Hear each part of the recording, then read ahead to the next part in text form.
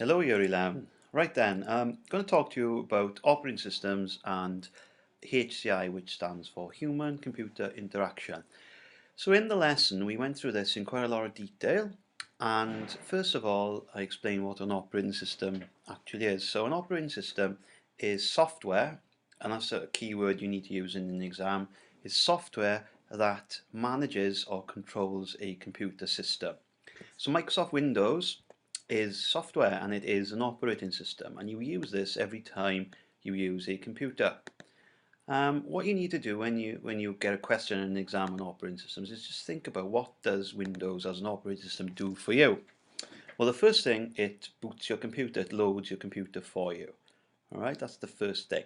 And if you think about it in school and at home, I suppose, the first thing you want to do is log in and put your password in. Okay, so it deals with security. So an operating system, first of all, loads your computer and then it allows you to log in. Then, for example, when I get to my desktop, I'm going to open apps. So I probably will open up Microsoft Word. So the operating system will load Word for me.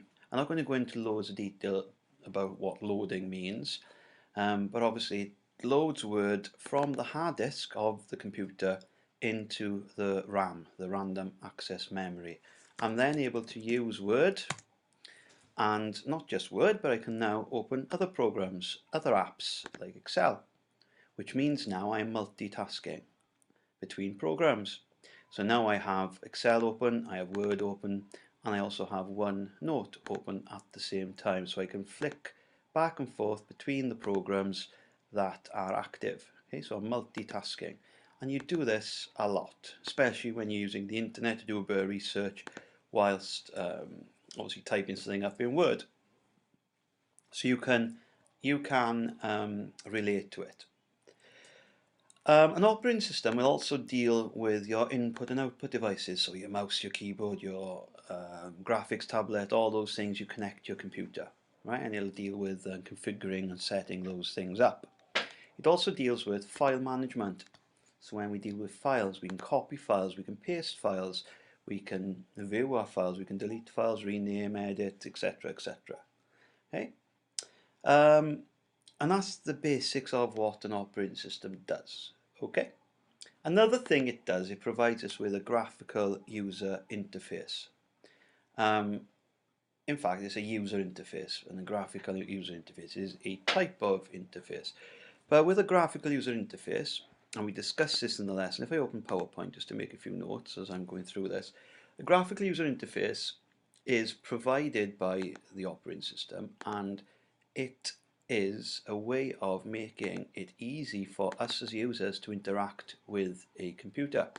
So when we interact with a computer system, I can use things to help me. And it's all about trying to make it easy for the user and intuitive.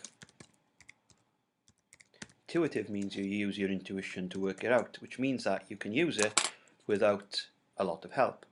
And remember, I talked about this WIMP: windows, icons, menus, and pointers. So if we go back here, Windows, Microsoft Windows is called Windows because we can use Windows. So we can use, that's a window, obviously if I minimize that. So if I click on File Manager, for example, I have a window.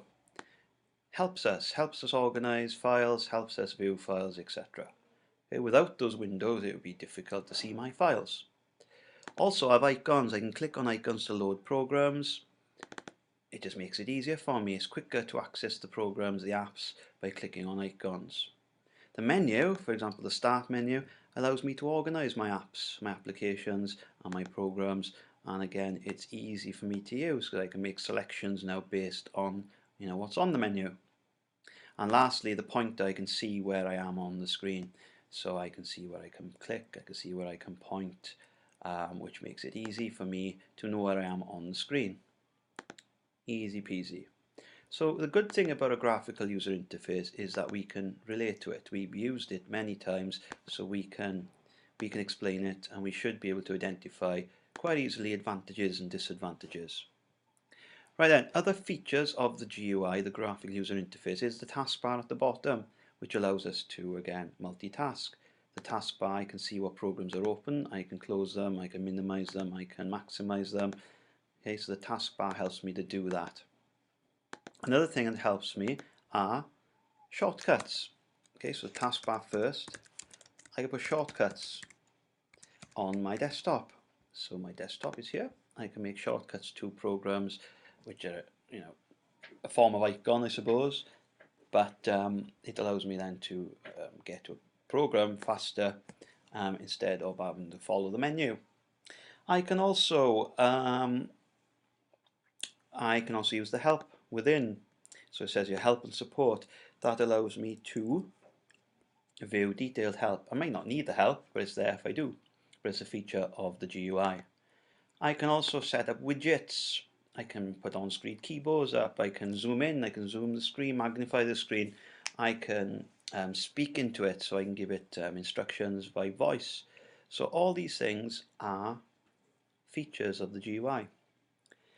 Advantages are easy enough because we can, it's easy for us to use, it's intuitive, but it does take a lot of memory up. It takes a lot of processing power because it's quite a large program. And sometimes experts don't like using GUIs because they want to do things quickly using a different type of interface, which we'll talk about now. So the second type of interface that we looked at was a command line interface. So here I have a command line interface. This one is called command prompt.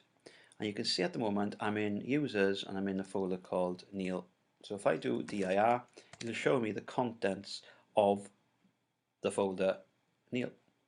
If I go to the same place using the GUI, and I'm just going to put them side by side, then it's C, users, Neil, and that is the same place. GUI easy, because I can click on the menu, click on the icons.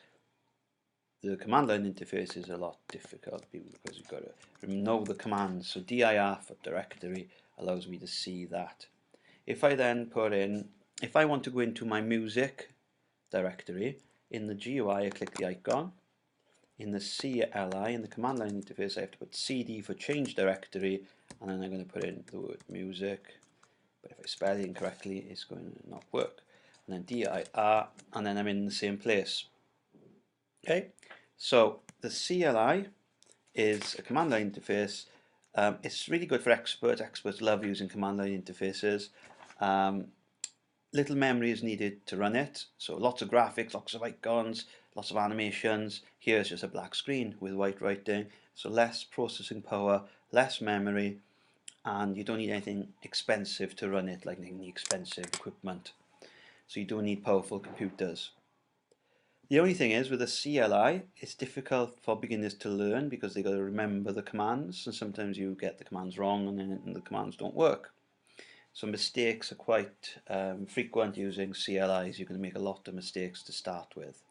Okay, so they are the complete opposite of each other. Easy to use, more difficult to use. Intuitive, not intuitive. Don't need to learn commands, need to learn commands. Right? Takes a lot of processing power and memory, little processing power and memory. Right then, so those two interfaces are, as I said, the complete opposite of each other. Right, the other interfaces, and the best way to explain this quickly, is a mobile phone, and we're going to use an iPhone because I know that a lot of you are familiar with iPhones. So if I just get up a picture of an iPhone, and on an iPhone we have a graphical user interface because we use graphics and we use icons and we use menus, and again we don't use pointers because we use our finger to control it. But obviously a mobile phone uses a graphical user interface. It also uses a touch screen interface which allows me to touch the screen to interact. Okay, and that's a good thing because it's easier to use. You don't have to worry about how to use a mouse or a keyboard. You just touch the screen instead. So it's very good for beginners. It's useful because if you've got expensive mice or keyboards, they could go missing. But here you've got everything built into the device. So touchscreen interfaces are good because you don't need to have good ICT skills to use it. My 3-year-old nephew knows how to use an iPad just because of how easy the interface is. You know, touching it, swiping it, and obviously using the icons. The disadvantages though is that you can damage your screen quite easily and it can get scratched, and there's nothing worse than having a scratch on your lovely phone screen. Okay, so that's a touch screen interface. Also with an iPhone you've got a voice interface where you can speak into it, give it a command, and there's lots of other items and technology now emerging, like the Amazon Alexa, I think it's called, where you can speak into it and it then allows you to interact with the system. So voice-driven technology, voice-driven interfaces are becoming more popular. The good thing is it's good for people with disabilities, it's good for people who find it difficult to interact with a computer. It can be faster sometimes, especially to type, because you can just speak what you want rather than type what you want. It's good for beginners, and obviously it's going to save you time because you don't need to type. The disadvantages though is that it might not recognize your accent or voice. You have to speak quite slowly and clearly when you're using it, and background noise can be a problem. It often makes mistakes as well, because if you tried this, and I'm sure you have, you know, it's not ideal at the moment, but it is evolving and it is getting better. Okay, so that's voice driven interface. We also, on an iPad, on an iPhone, have a biometric interface which allows you to interact by pressing your finger on it. So it's good for security. It's good because your fingerprint is unique to you, therefore you can use, you know, your fingerprint to access your phone. It's very difficult to hack if you've got a fingerprint. So you can get someone's password, but you can't use their fingerprint. And it's faster as well because you just press the button rather than having to type anything. The only thing is about fingerprints and biometrics is that it's very expensive, and you need to think about hygiene, especially in school canteens with the, you know, the canteen fingerprint system. It gets dirty, you know, you worry about hygiene issues, and you've all been there. Sometimes it does not work properly, so it's got to be maintained. Someone's got to kind of keep it up to date and keep it working. Okay, so they're disadvantages. The last one is, for example, an ATM. So an ATM cash point, right? And on an ATM we have, let's have a look. Yeah, that's perfect. On here we have 1, 2, 3, 4, 5, 6 options on a menu.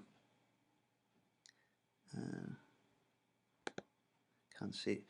Right, so but basically if I want to make selections on a cash point, let's find a better example here. Cash point screen, there's no menu. I think you get the idea anyway. But basically this is fine. But when you use a cash point, you don't really get it is graphical, but it's just a menu. Okay, so you just have to select options from a menu, which means that there's less to think about, there's less things that go wrong, it's quite quick to interact with. So all you're doing is pressing an option. The good thing is again, beginners can interact with it, it's intuitive, you can just use it without any help. You know, imagine there's someone there standing next to a cash point all day long explaining to people how to use it. That's not going to happen. So they designed it in a way that people can just use it with a very limited help. You don't have to learn any like complex languages to program a menu. It's quite easy to set up, and it doesn't really need a lot of processing power.